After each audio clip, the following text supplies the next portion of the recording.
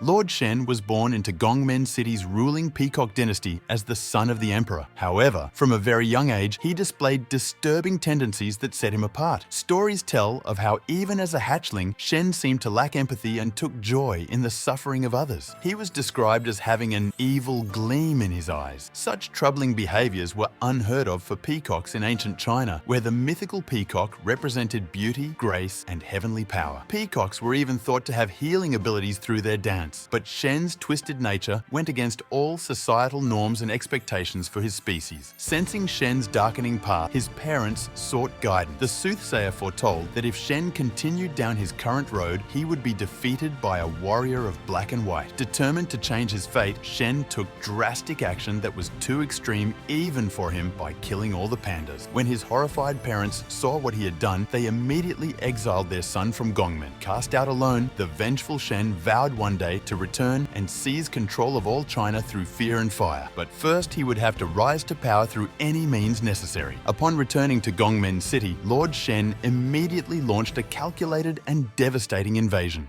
With his wolf army and newly invented cannons, the city fell within hours against the onslaught of flaming death rained from above. Shen took ruthless pleasure in destroying the panda village on the outskirts, slaughtering every last panda, including babies. This served both his sadistic urges as well as eliminating the prophesied warriors foretold to defeat him, as pandas were said to possess the dragon warrior's flow. From there, Shen erected a fortress atop the smoldering ruins and had himself crowned the new emperor. He instituted a police state under absolute control of his wolves, banning kung fu and imprisoning or executing any who defied him. The once prosperous Gongmen was transformed into a city of fear under Shen's oppressive regime. It was the ultimate manifestation of Shen's grand ambition to rule through military might and ruthless domination. For the first time, he tasted true power over millions. But still, it would not be enough to slake Shen's insatiable megalomania and paranoia. He dreamed of using Gongmen City as a staging ground for total conquest of China. A key driver behind Lord Shen's brutality was his obsession with control, order, and achieving flawless results. This stemmed from his own perceived flaws as a sociopathic outcast from birth. Shen was a perfectionist who could not abide chaos, weaknesses, unpredictability, or the possibility of failure and humiliation. In his weapons designs, Shen demanded ruthless efficiency and precision in mass destruction. He sought to minimize any room for error or counter through sheer terrorizing force. Even his own troops were disposable tools to Shen if they showed the slightest imperfection or disobedience. He wanted to dominate until all bowed perfectly to his control.